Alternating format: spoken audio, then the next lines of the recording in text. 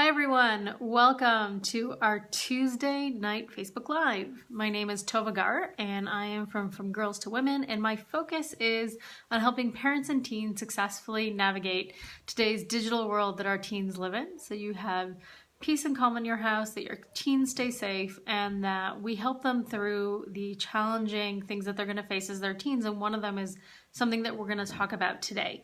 So before I get started, I just want to refresh my page here, and I want to welcome everybody who is going to be joining us shortly live as we get started and I start seeing people coming on, and I want to also welcome those of you who will be joining us on the replay. I know that as parents it's not always easy to find the right time to be present, and that's totally fine. You can listen to this whenever is right for you. Today, the topic that we're going to talk about is this Me Too campaign and sexual harassment and assault that we have, we've seen all over the web. I know that I wrote Me Too. You might have written Me Too as well. If you have, feel free. I want to say give me a heart, but it seems wrong. So give me a sad face or give me a like, give me whatever it is if you too wrote Me Too on your Facebook wall and if that was true for you as well. I know it was for me. And, I remember very clearly many incidents in my life where I felt harassed. I have two strong memories. One is being an 8-year-old girl walking home from school. There was this little bodega that you used to stop in to get gum or sometimes a sandwich or something on the way home. And the guy who actually ran it used to often come up to us and touch us in a way that always felt very uncomfortable. Yet we still kept going and didn't really know what to do with ourselves. I don't think I ever even told my mother about it.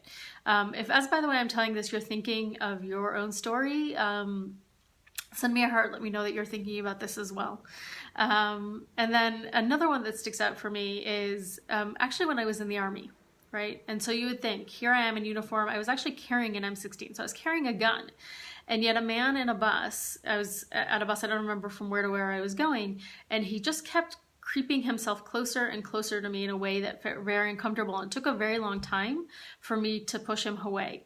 And I always think about that moment because I say if I was in that moment where you would think I was about as powerful as one could be, and yet I still had a problem stepping up and felt completely shut down, what that looks like. And those are clearly two small examples from my life. There are many more, but I don't actually want to focus on my own story tonight because that's not what's really important, or not what important. It is important, but it's not important in this moment.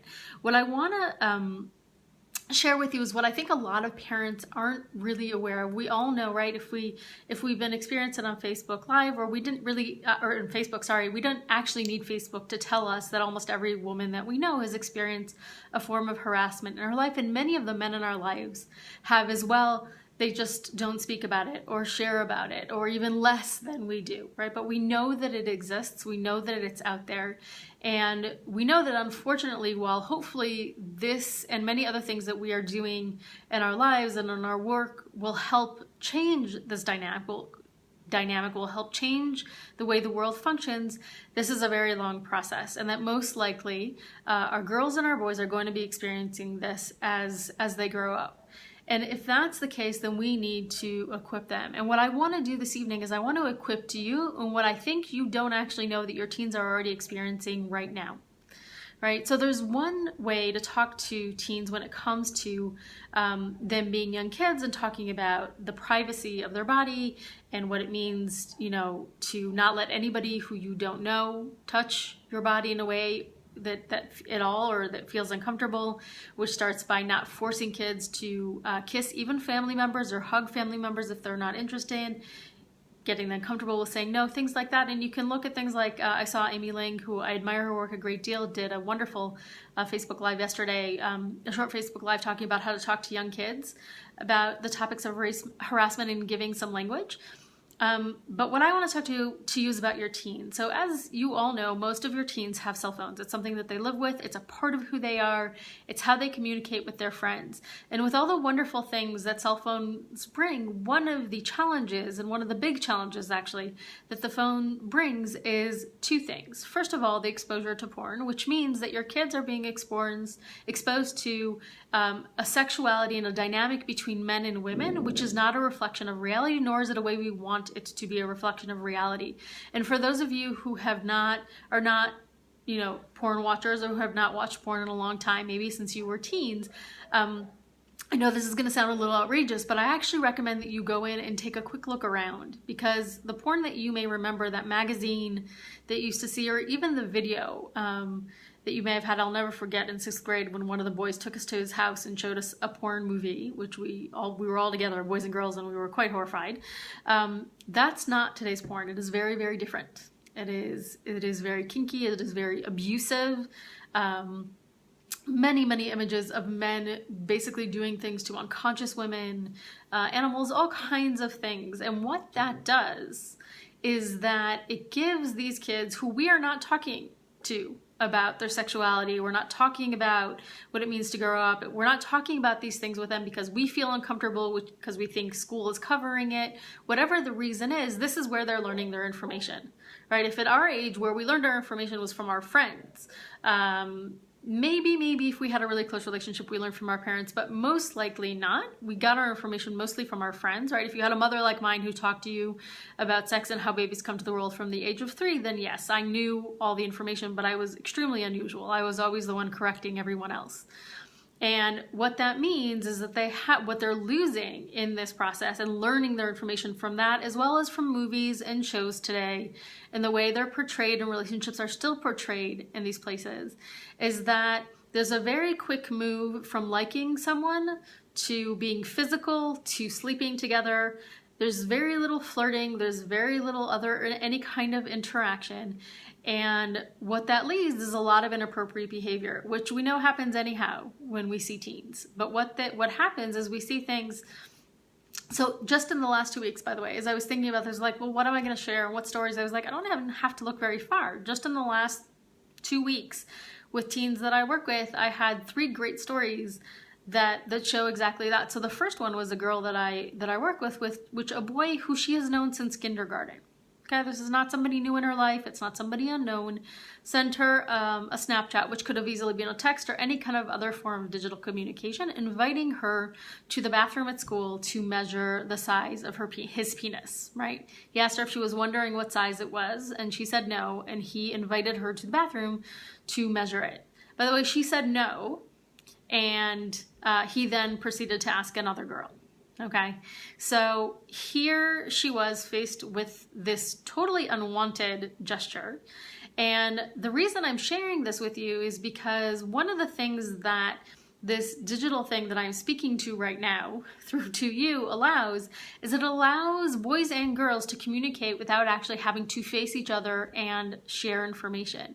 And that's why I encounter in my work teens who are sexting to each other, talking about masturbation, talking about very explicit things when they have trouble having a normal high conversation face to face, right? They're not mature enough to do that, but then they're having these very, very mature conversations online. Why? Because typing, as we know, is so much easier than having to face someone face to face.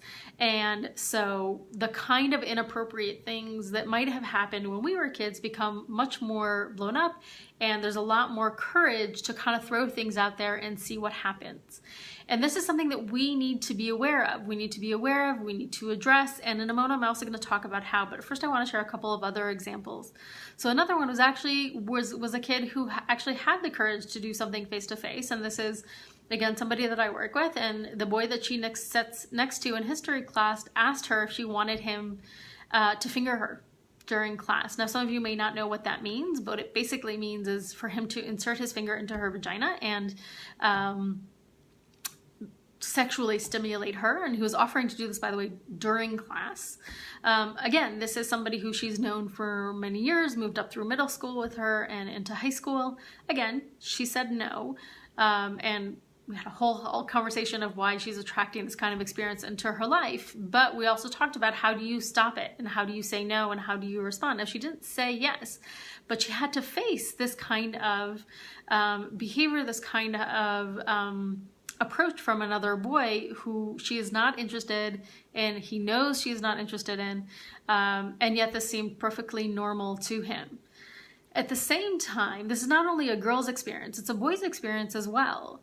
And one of the boys that I work with was sharing with me how a girl, again, this was just 2 weeks ago, a girl literally came up to him and pulled down his zipper trying to grab his penis when they were alone together. And he was totally mortified and horrified and didn't really know what to do with himself. It was not something that he was interested in or wanted, and felt extremely, flustered and frustrated and honestly attacked and abused. So this isn't just a girl thing or a boy thing, but either way, this is something that our kids are dealing with, and we have to talk to them. We can't just assume that it's going to be fine or that they're going to be okay. We need to talk to them about the way that they are using their phones, right? As well as the way, how they can respond when people are approaching them. And how do you block someone? How do you make it clear when it's somebody that you're going to keep going to school with every day that this is not something that you're interested? You need to be having conversations with your teens, boys and girls, about pornography from the age that they have access to Wi-Fi. Why? Because when they have access to Wi-Fi is when they're going to see it. And it doesn't matter how it happens. It doesn't matter if it's curiosity or because some older sibling or friend showed it to them, or because they stumbled on it, right? I've told you before about my colleague who, her 9-year-old girl was invited to a really good friend's home, and her friend shared with her this crazy discovery, which was pornography. Really, really not simple.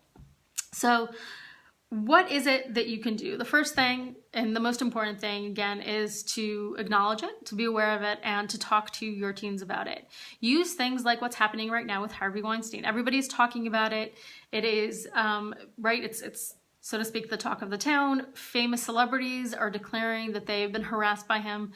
The best way to connect with teens around things like this is about things that they are aware of and they are connected to. So ask them if they heard about it. Ask them what they think about it. Right? Ask them if they've ever heard or have a friend, right? Often when it comes to teens, especially when you're their parents, it's another thing, by the way, when I talk to your teens, because I'm not their parent, and so they're willing to tell me things that they're not often comfortable telling their parents. But for their parent, as their parents, one of the things that you want to use is use other examples. Talk about other people. They may not feel comfortable, at least at first, to share with you their own personal experience, but they may be willing to talk about somebody else. So first of all, talking about the scenario in general allows them an opportunity to bring up, what they think and what they feel about this situation. You can ask them if they know anybody who has been approached with a sexual offer or some kind of harassment, make them feel uncomfortable, right? Because unfortunately, we all know someone, and it's easier to talk about my friend, right, who was attacked on her way home from school than it is, or was approached by a boy in school, like the client that I was just talking about, than talking about your own personal experience. And if they're willing and want to talk about personal experiences, then that's a great time and way to do so. And even if they're not, then you want to ask them what their thoughts are. And if something like this happened to them, what do they think they would do? And what strategies can they use? Because one of the things that we know that happens, and you want to validate this with your teens. I know nobody ever told me this when I was a teen, and I wish I had known that response, my immediate response to feeling like I'm frozen, right? That's basically what happens. As you freeze, you're shocked, you kind of see yourself from the outside wondering how this is happening to you, that's a normal response, okay? It doesn't matter how strong, independent, amazing, strong woman you are, that still is our natural response. So first of all, acknowledging that might be something that might happen to them, and then talking about what you do after, or even what you could do in between. I know that one of the things that happened to me is I started going to judo. And one of the things that did for me is it gave me the strength and the confidence to know that I had the power and the technique to fight back, right, if I needed to, which is why, by the way, I have never been worried walking down the street. And even later on in life, when I once had a man following me in the car, as I was walking down the street, I was never actually worried for my own safety because I knew that I could defend myself. So one of the things is actually making sure that your daughters have whatever it is, whether it's a martial art or Krav Maga or some kind of form of something that's going to make them feel confidence in themselves and in their ability, as well as teaching them simple ways to make give a very clear, direct message, even to their peers, because as I said, they're getting a lot of this from their peers at this point, to say, no, I'm not interested, right? And so for instance, for this girl with the story of the boy who wanted her to measure her penis, one of the things we talked about was coming to him and saying, why do you think that that was okay? Why do you think that I was interested in this? Please don't make those offers to me again. Which, by the way, she went and she did, and she felt very empowered and good about. And at least it's been 2 weeks, but we'll wait and see. Nothing, he hasn't tried anything since, by the way. And before that, he was sending all kinds of hints and messages before. So talk about it, talk about the possibility, talk about what might be happening to their friends. Use what's going on in real life to help them open up to this conversation. Allow them to know that while this is horrible and I wish it didn't happen to anybody, this is something that they may and will most likely encounter at some point, and that there is something that they can do about it. And what is for sure, and I know has been extremely empowering for many women over the last 48 hours or so, is knowing that you're not alone. You are not alone, and that there are strength in numbers, and that there is always somebody. You will always be there for them if they need your help and support, right? This is not their own thing. They don't need to keep it a secret, but you are there for them. So this is, of course, just the beginning of what it is that you can do, but it is looking at the time we need to finish up. I hope that this was helpful for you. If it was, please share with other people who you think might benefit. Even if you are joining us on replay, feel free to leave your comments or questions underneath. You can always reach me at www.tovagar.com. You can message me here or leave me a message if you need any help and support around this. I wish you a tremendous amount of luck. I wish for all of us that this is not something that becomes a regular part of our experience, and that you feel like you have the strength, even though it's uncomfortable, even though you would like to think and hope that this is not happening to your kid, to know that you have what it takes to have these real conversations and to prepare them, and whether it has already happened to them or may happen to them in the future, that you are there for them through these challenging times. So thanks for being with me today. I look forward to seeing you again next Tuesday, and have a great morning, afternoon, or evening, depending where you are around the world. Bye-bye.